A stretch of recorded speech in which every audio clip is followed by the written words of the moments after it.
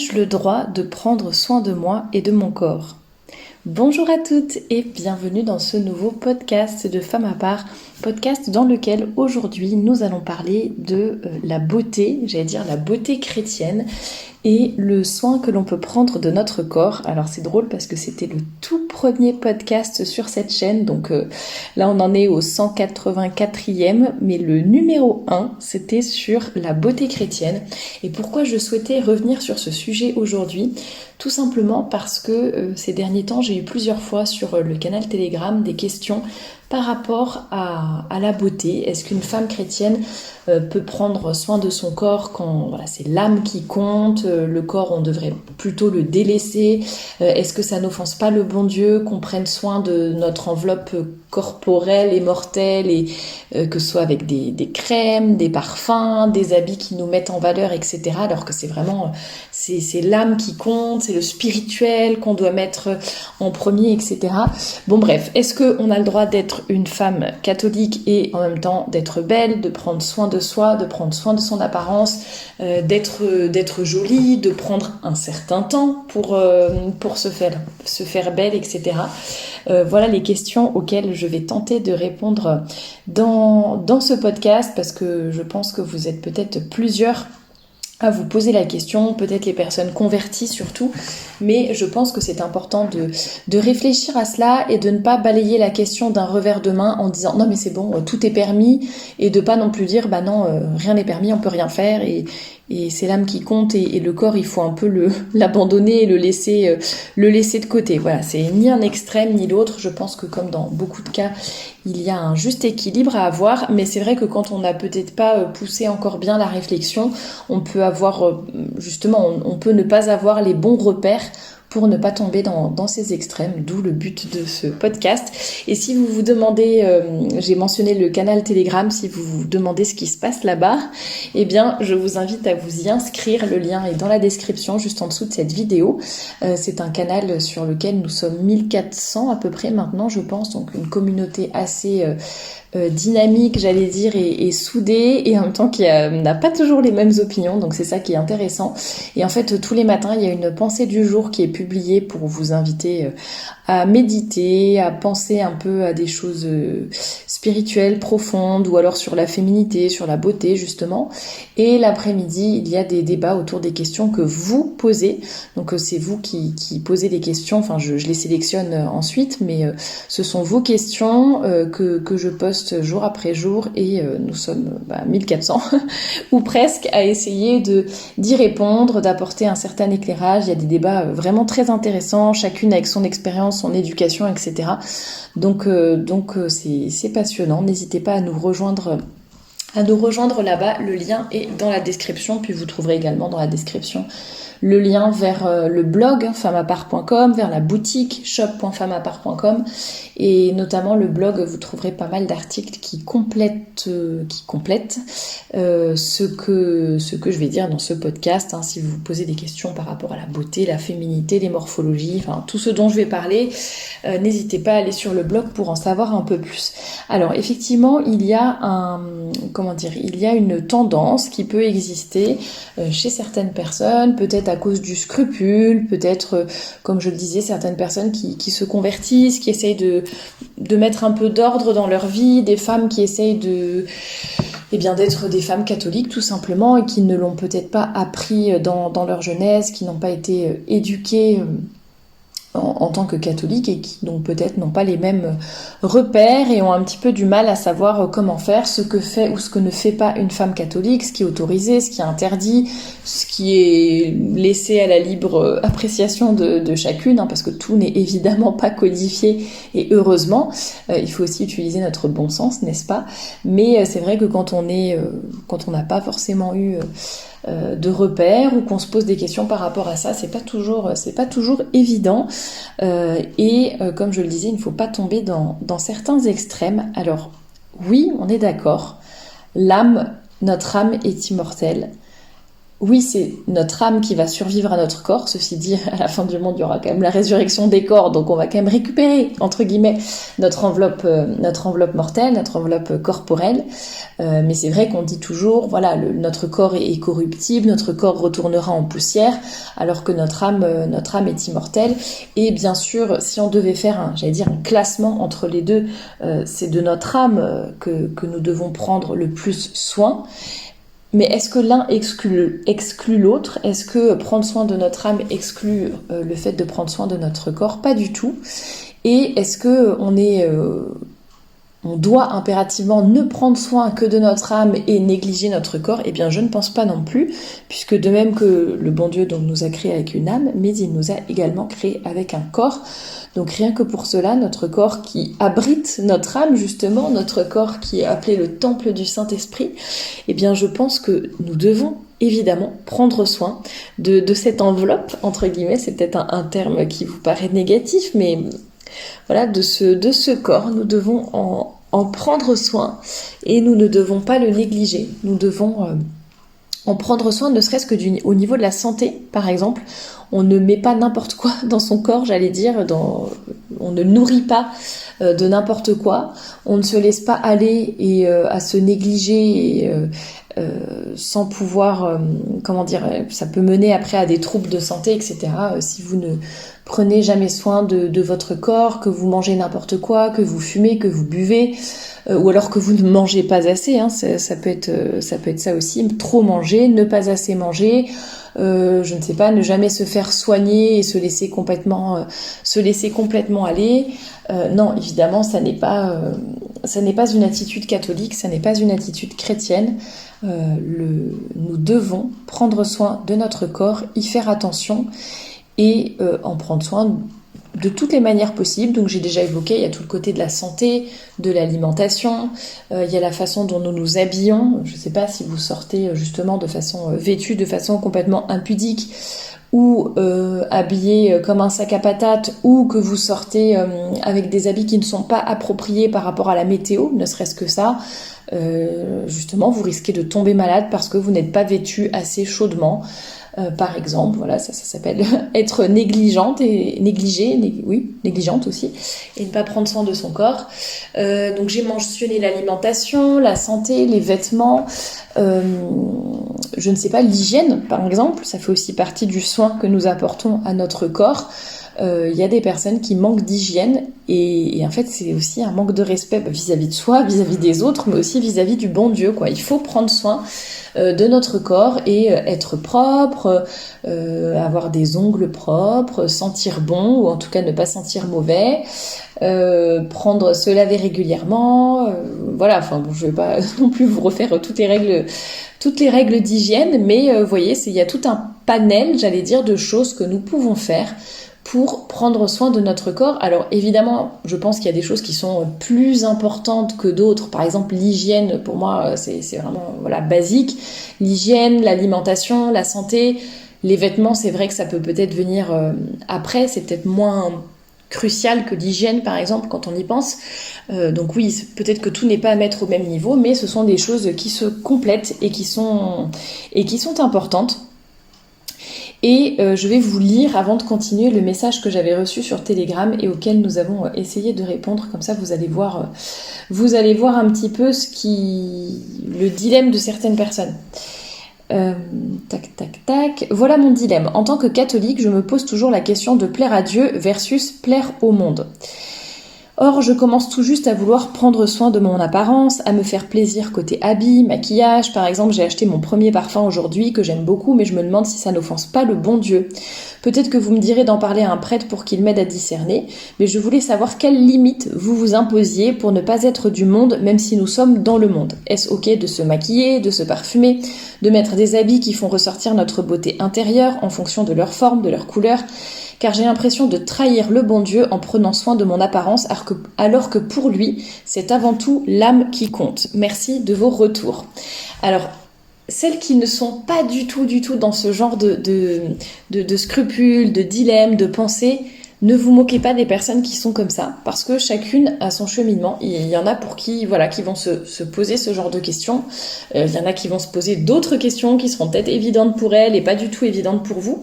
Donc moi je trouve que c'est intéressant, au contraire, ça montre que c'est une personne qui réfléchit à ce qu'elle fait. On voit qu'elle chemine et qu'elle essaye aussi de se dire, je la nomme pas, même si elle n'était pas anonyme sur le canal, mais pas la peine de redonner les prénoms, mais on voit que c'est une personne qui chemine et qui essaye de trouver en fait ce qui est juste, d'avoir un équilibre et de plaire au bon Dieu, mais sur tous les points. Donc effectivement, elle a raison, je pense, de se poser la question. Moi je trouve ça intéressant de réfléchir au fait de prendre soin de son apparence. Est-ce que c'est important, pas important, est-ce que c'est mal voilà, de prendre soin de son apparence. C'est comme une autre discussion qu'on avait eue pas longtemps après sur l'estime de soi, etc. Il y en a qui ont assez facilement une juste estime d'elles-mêmes et qui arrivent à bien se placer sans trop d'orgueil, sans non plus de fausse humilité, de fausse modestie, qui ont quand même confiance en elles, mais sans écraser les autres non plus. Enfin voilà, qui arrivent à trouver un bon équilibre. Et il y en a pour qui c'est très difficile et qui ont l'impression que dès qu'elles pensent d'une façon positive d'elles-mêmes ou que, je sais pas, qu'elles pensent à leur qualité ou autre, que c'est forcément mauvais, que c'est forcément de l'orgueil, et elles ont du mal à avoir une juste estime d'elles-mêmes sans tomber ni dans l'orgueil ni dans la dépréciation de soi. Et voilà, il y a des personnes pour qui c'est facile, d'autres pour qui c'est pas facile, et là c'est un peu pareil par rapport aux apparences. Donc ne vous moquez pas et essayons plutôt de réfléchir à cela. C'était Lia Darrow, je l'avais cité à plusieurs reprises, qui disait: la beauté enracinée dans la sainteté ne flânera jamais. Et pour moi c'est vraiment ça, on doit avoir vraiment une beauté qui est enracinée dans notre foi, j'allais dire, qui est enracinée dans nos valeurs. Et c'est ça qui va nous aider à garder les bonnes limites, je trouve, et à ne pas se déprécier, à ne pas se négliger, à ne pas laisser son corps à l'abandon et voilà, mais au contraire à essayer d'avoir une juste estime de nous-mêmes et de donner une juste place à notre corps et à notre apparence. Alors, il est très important, selon moi, selon saint François de Sales, selon pas mal de saints, selon certains papes aussi. Alors, je n'ai pas noté toutes les citations, mais si vous avez, alors déjà dans mon livre, il y en a pas mal. Le lien pour acheter mon livre est dans la description. Et sinon, pour tout ce qui concerne la beauté, etc., eh bien, vous pouvez, il y avait notamment Claire de Saint-Nager qui avait fait des choses dessus sur la beauté qui rayonne à l'extérieur, etc. Enfin, vous trouverez pas mal de citations dans les articles du blog par rapport à la beauté. J'ai aussi fait des conférences sur la beauté, donc n'hésitez pas à vous référer donc sur cette même chaîne YouTube dans la playlist conférences. Donc il ne faut pas tomber dans le jansénisme, le puritanisme, tout ce qui est le corps, tout ce qui n'est pas complètement spirituel et forcément mauvais. Non, pas du tout. Et il faut pas non plus tomber dans l'inconscience et dans le fait de se dire, en fait, on s'en fiche des apparences, on est dans le monde, on s'habille comme tout le monde, on se maquille comme tout le monde, etc. Les standards de beauté, c'est les réseaux sociaux, c'est Photoshop, et non, voilà, faut pas tomber non plus dans cet extrême-là. Et il ne faut pas oublier, surtout pour les personnes qui penseraient que prendre soin de son corps, c'est un peu mauvais, ou ça va peut-être ne pas plaire au bon Dieu parce que c'est pas le soin de l'âme, etc. Eh bien, ne pas oublier que le beau mène au bien. C'est l'une d'entre vous qui l'a rappelé sur le canal Telegram, justement, et j'en ai parlé dans beaucoup d'articles et de conférences sur la beauté. Le beau mène au bien, le beau fait penser au bon Dieu. Le beau est une façon aussi de l'honorer, de montrer la beauté de sa création. Alors on peut pas dire oui, moi je fais partie des beautés de la création du bon Dieu, non, c'est pas ça, mais de se dire voilà, le bon Dieu nous permet d'être belle, d'être jolie, je sais pas, d'avoir de beaux cheveux, une belle apparence, voilà, comment dire, la beauté va évoquer le bon Dieu.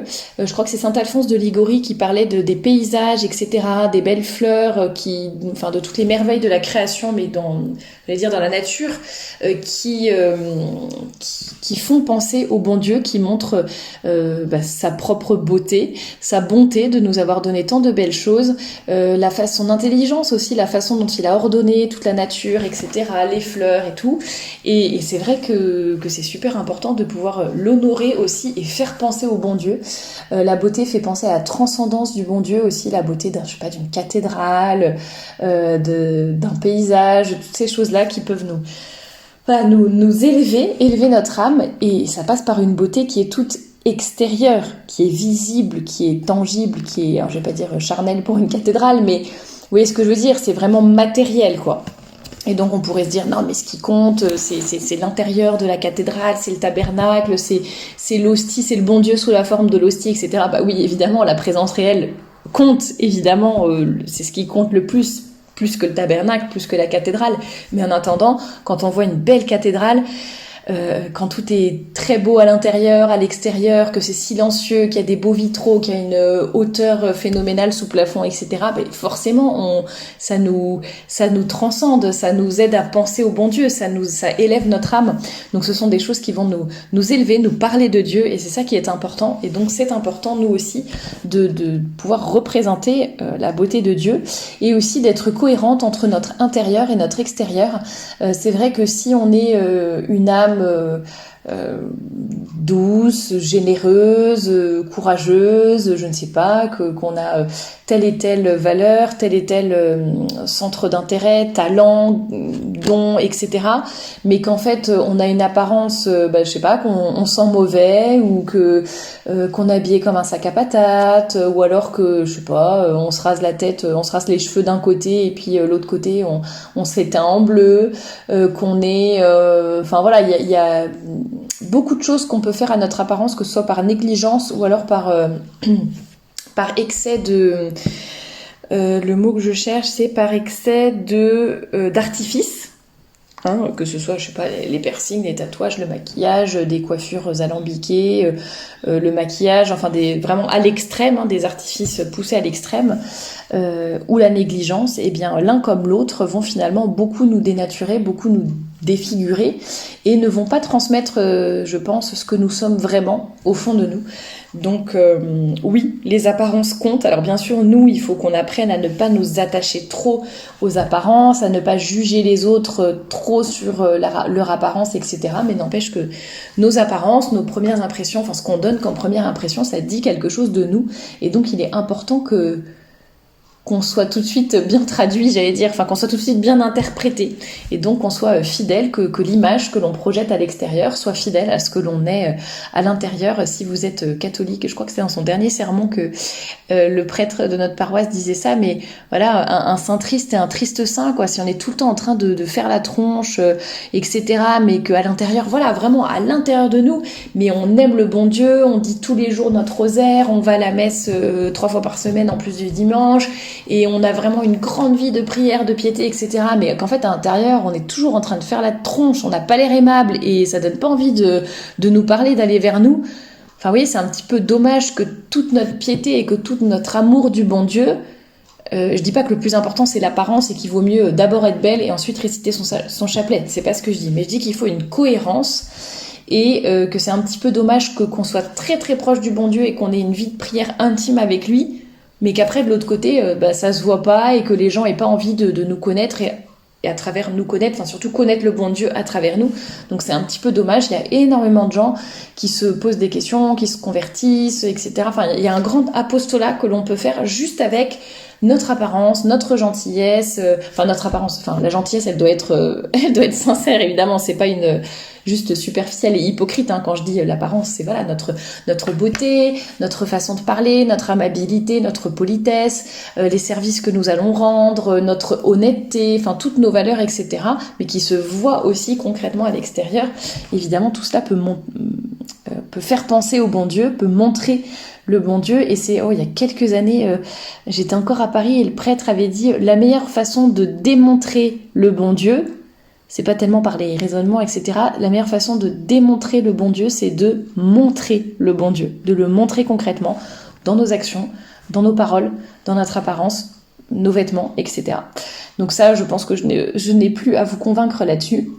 Et alors, quelles sont les limites peut-être que l'on pourrait se donner? Là, je vous ai plutôt montré le côté positif et pourquoi prendre soin de son corps, de son apparence, en quoi c'était important d'être beau, d'être souriant, d'être de bonne humeur, d'avoir des vêtements qui nous vont, qui correspondent à notre morphologie, à notre style, qui nous mettent en valeur, des coiffures qui vont bien par rapport à la forme de notre visage, etc. Enfin, tout cela. En quoi quelles peuvent être peut-être les limites que l'on peut se poser, parce que c'est vrai qu'on peut mettre un peu le pied aussi dans un engrenage et prendre de plus en plus de temps dans la salle de bain pour prendre soin de soi et puis se regarder de plus en plus dans la glace et puis justement en venir à prendre plus soin de son extérieur, de son apparence que de son âme. Et évidemment, ça serait un déséquilibre. Alors moi, dans les limites que je donnerais, je vous en ai déjà parlé dans d'autres podcasts, mais je dirais le naturel. Je pense qu'il faut quand même le plus coller. Alors je ne dis pas, j'en ai parlé longuement, donc vous pouvez vous y référer dans le podcast sur le maquillage. Je ne dis pas qu'il ne faille rien faire qui ne soit pas complètement naturel, que que le maquillage est interdit, le parfum est interdit, se faire une coloration est interdit, hein, ça n'est pas du tout ce que je dis, mais je pense que une des choses qui peut peut-être nous guider, nous aider, nous mettre un peu une certaine limite, un cadre, nous aider à garder à être la plus raisonnable possible sur cette thématique de la beauté, des apparences, etc.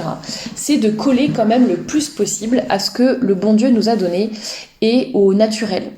Donc, voilà, je vous laisse vous référer au podcast sur le maquillage, ça sera plus simple, je ne vais pas redévelopper ici, mais je pense que ça peut être déjà une bonne indication, sans rester forcément 100% naturel, rien du tout d'autre qui ne soit notre corps et ce que nous avons déjà reçu, pas du tout, mais voilà, ça peut être quand même déjà une indication de se dire j'essaie de coller le plus possible à ce que je suis, ce que j'ai reçu, à, ma couleur de cheveux, ma couleur de peau, la forme de mon visage, etc. Enfin voilà, essayer d'être le plus naturel possible, ça peut déjà être quand même quelque chose qui va nous aider, on va dire un peu un cadre, un guide, qui ne nous enferme pas, mais qui nous donne quand même déjà des repères, voilà.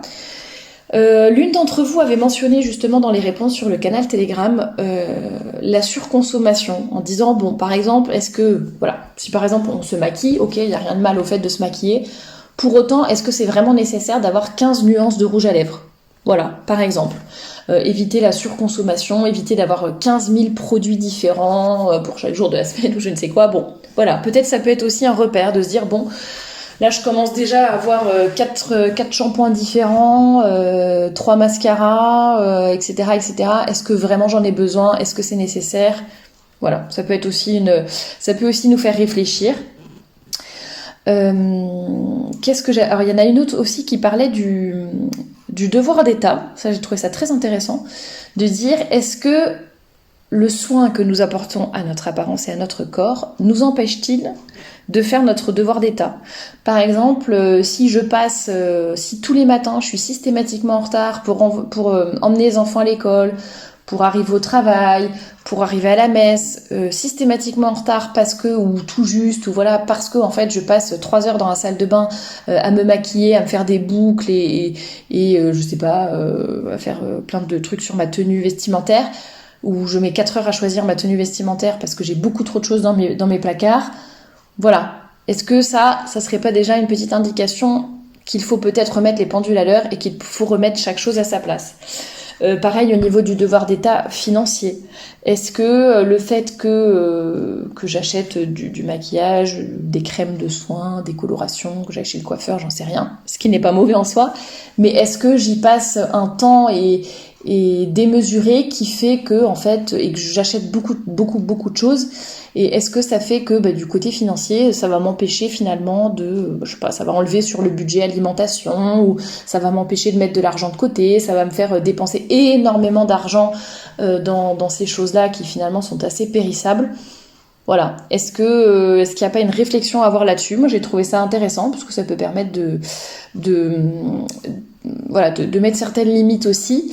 Saint François de Sales, autre limite entre guillemets, Saint François de Sales faisait toujours la distinction entre les femmes mariées, les veuves, les célibataires, etc. Et les femmes mariées doivent plaire à leur mari, par exemple. Ça peut être une bonne façon de se dire comment je prends soin de mon apparence, dans quelle mesure, etc. C'est à mon mari que je dois plaire. Et au contraire, si je ne suis pas mariée, etc., il faut peut-être que je fasse un petit peu plus attention à mon apparence, mais sans être aguicheuse pour autant. Enfin, Saint François de Sales en parle très bien justement de l'importance de la beauté, et il dit, c'est toujours lui, je le cite très souvent parce que il avait vraiment une vision équilibrée il n'était pas du tout contre la beauté, contre les apparences, contre le fait de prendre soin de soi. Par contre, évidemment, il luttait énormément contre la modestie, contre le fait d'être aguicheuse, contre ce qu'il appelait la publicité. Enfin, pourquoi vous faites de la publicité si vous n'êtes pas à vendre? Enfin, il le disait pas comme ça, il le disait mieux, mais en gros, si vous êtes déjà marié ou que vous cherchez pas à vous marier, pourquoi être habillé de façon un peu aguicheuse, vulgaire, etc. Comme si vous cherchiez quelque chose, mais qu'en fait, de toute façon, vous ne voulez pas vous marier, donc ça sert à quoi? Ou vous êtes déjà marié. Bref, et il parlait aussi alors je sais pas s'il parlait vraiment de l'hygiène, mais voilà, il parlait de la netteté, de la propreté sur soi. Enfin voilà, pour moi, ça se rapporte aussi à l'hygiène.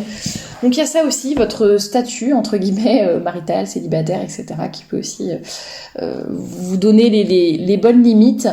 Je pense qu'il y a aussi un équilibre justement à avoir avec la vie spirituelle, l'aide que l'on apporte aux autres. Si vous avez une vie, que vous êtes entièrement en permanence tourné vers vous, que vous regardez tout le temps dans votre miroir, que en fait votre vie tourne autour du soin que vous apportez à votre apparence, c'est-à-dire le rendez-vous chez le coiffeur, le rendez-vous chez l'esthéticienne, le shopping pour acheter telle et telle chose, les tutos maquillage qu'on regarde sur YouTube pendant des heures. Vous voyez, si vraiment vous avez votre vie entière qui est tournée et la plupart de votre temps qui est occupé sur vos apparences, à mon avis, il y a quand même quelque chose qui cloche. Donc à voir. Je ne dis pas qu'il faille se dire, alors si je prends plus de 5 minutes par jour pour mes apparences, oulala, c'est péché, c'est pas bien, c'est charnel, c'est je sais pas quoi. Non, pas du tout. Mais bon, essayons d'avoir un équilibre. Si notre vie tourne autour de nos apparences, c'est peut-être mauvais aussi. Et idem, si notre vie tourne autour de nous-mêmes tout le temps et qu'en fait on n'a jamais des moments où on va donner du temps aux autres, on va être un peu généreuse, on va faire du bénévolat, on va, je sais pas, dépanner des amis en gardant leurs enfants, aller visiter une personne âgée, aider une association, peu importe, aider ses voisins ou quoi, mais qu'on est toujours dans moi. Bon, ça peut être aussi un indicateur comme quoi il y a un déséquilibre et qu'il faut faire attention. Pour tout ce qui est de la tenue vestimentaire, de se dire à partir de quel moment, voilà, justement, si je m'habille selon ma morphologie, des choses qui me mettent en valeur, c'est vrai, des couleurs qui me font rayonner, un style qui vraiment me...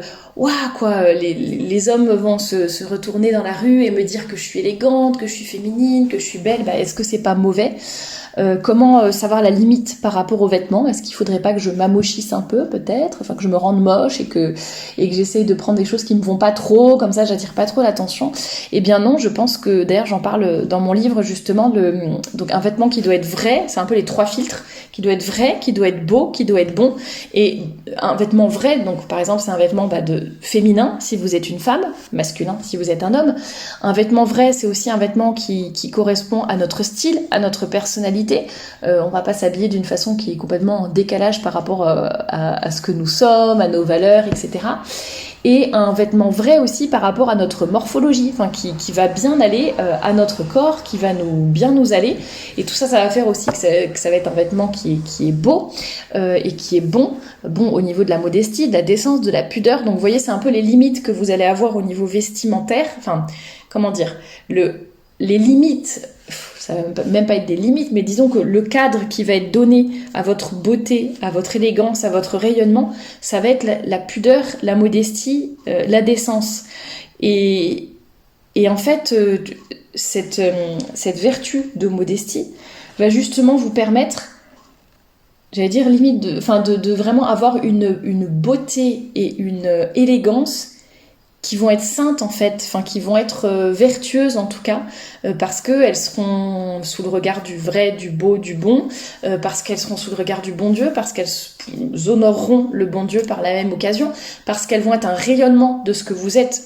J'espère pour vous, en tout cas ce que vous essayez d'être au fond de vous, d'être des femmes catholiques, vertueuses, etc. Ça va rayonner sur l'extérieur et la beauté extérieure va puiser aussi dans votre beauté intérieure. C'est tout un échange, un équilibre, etc.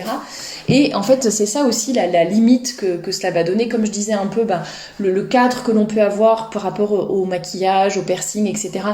Ça peut être le naturel, le plus naturel possible, le respect de son corps, etc. Pas trop de chimie, enfin c'est de la chimie, il y a toujours quelqu'un pour me dire mais la chimie c'est pas forcément mauvais, nanana.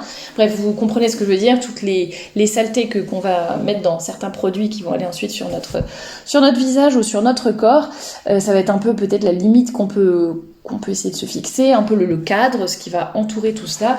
Et bien pour les vêtements, ça va être aussi la modestie, la décence, et qui vont donner un certain rayonnement à votre élégance, à votre féminité, à votre beauté. Et c'est ça qui est intéressant. Essayons vraiment de garder cet équilibre pour cette thématique de la beauté. Enfin, j'espère vous avoir donné plusieurs pistes pour vous aider à réfléchir à ce sujet dans les deux sens, c'est-à-dire ni de tomber dans le jansénisme, dans le puritanisme, et de se dire le corps c'est mauvais, tout ce qui est charnel est mauvais, il faut qu'on soit moche, il faut qu'on sente mauvais. Et voilà, non, c'est pas ça. Mais ne pas tomber non plus dans l'autre extrême qui dirait qu'en fait il n'y a aucune limite et que au contraire je glorifie le bon Dieu dans mon corps. On entend beaucoup ça par rapport au féminin sacré aussi, et je dois pouvoir exprimer toute la bonté de Dieu par rapport à mon corps, et une espèce de vision complètement erronée de le bon Dieu, il veut qu'on s'amuse, le bon Dieu, il veut qu'on soit belle, le bon Dieu, il veut qu'on extériorise, etc. Enfin oui, le bon Dieu, il veut aussi qu'on soit décente et qu'on fasse le bien autour de nous. Bref, mais voilà, ne tomber ni dans un extrême ni dans l'autre, et de se dire, tout en étant belle, élégante, féminine, etc., comment je peux faire un peu pour justement avoir une beauté qui est vertueuse, qui fait le bien autour d'elle, une beauté qui est intérieure aussi. Voilà, on parle, c'est même dans la Bible que le bon Dieu dit, je sais plus si c'est une parole du Christ ou si c'est une parole ou si c'est dans un épître. Lorsque vous, je pense que, je sais plus. Si vous savez, vous me le dites en commentaire. Pardon, j'ai un trou de mémoire. Lorsque vous jeûnez, ne prenez pas un air triste, mais au contraire, relevez la tête et parfumez-vous. Et vous voyez, même le bon Dieu, cette jeune fille qui parlait du parfum, est-ce que j'ai le droit de me parfumer, etc. Même le bon Dieu parle de se parfumer pour... Alors ça veut pas dire, bon, le bon Dieu a parlé de parfumer, moi c'est bon, je mets 3 kilos de parfum sur moi tous les jours. Non, justement, le parfum, j'en avais déjà parlé par rapport aux bonnes manières, mais un parfum, ça doit être subtil, etc. Mais vous voyez, donc il n'est pas du tout interdit de prendre soin de soi, de se maquiller, de se parfumer, etc. Et au contraire, voilà, cette parole de l'évangile, je pense, est assez parlante de se dire, quand vous jeûnez, ne prenez pas un air triste. Enfin, c'est ça, il faut vraiment être des chrétiens, ne pas être des tristes saints, ni des saints tristes, mais d'être vraiment des saintes femmes catholiques, vertueuses, rayonnantes, belles, qui font passer la beauté du bon Dieu à travers à la fois leur apparence et aussi la beauté de leur âme, bien sûr. Et ne pas tomber ni dans un extrême ni dans l'autre, hein, c'est ce qui est dit souvent. Ne pas non plus prêter au bon Dieu des paroles qu'il n'aurait pas eues, ou tout interpréter en se disant non mais c'est bon, le corps c'est génial, on fait ce qu'on veut avec et il n'y a aucune limite. Non, savoir mettre des limites, mais de façon intelligente. Et puis comme c'était dit aussi dans le petit mot de la jeune fille, voilà, n'hésitez pas aussi à demander conseil à votre confesseur. Si vous avez un père spirituel digne de ce nom, eh bien il saura aussi il saura vous guider par rapport à cela, et s'il connaît bien votre âme, il pourra aussi évidemment vous savoir si vous êtes trop dans le scrupule, ou au contraire si vous avez plus besoin de prendre soin de votre apparence. Moi j'ai connu vraiment des deux... Les deux, pas extrêmes, mais bon, voilà, des personnes très scrupuleuses qui avaient peur que la beauté c'était mal, la beauté c'était le démon, la beauté c'est pas bien, ça attire le regard, ça peut être l'orgueil, c'est synonyme de plein de choses mauvaises pour certaines personnes, et d'autres au contraire qui se fichent complètement d'avoir une beauté vertueuse, et c'est triste aussi parce que ça les abîme beaucoup et ça abîme aussi les autres. Donc faisons attention à ce que nous faisons de notre corps, bien sûr, hein, j'ai parlé des apparences, mais n'oublions pas la santé, l'alimentation, le sport, etc. Et faisons attention aussi, évidemment, à la façon dont nous nourrissons notre âme. En tout cas, je vous souhaite vraiment d'être des femmes et des hommes catholiques, rayonnants, et qui font de l'apostolat finalement rien que par leur attitude, leur parole, leur apparence, sans forcément parler du bon Dieu. Mais en fait, malgré vous, vous allez parler du bon Dieu, et c'est ça qui est beau. Et peut-être peut-on demander aussi au bon Dieu dans nos prières de nous aider à être de bonnes chrétiennes, à ne pas être orgueilleuses, ne pas être trop attachées aux apparences, ne pas non plus les négliger, et être de beaux témoins de son évangile, tout simplement. Je vous remercie de m'avoir écouté jusqu'à présent.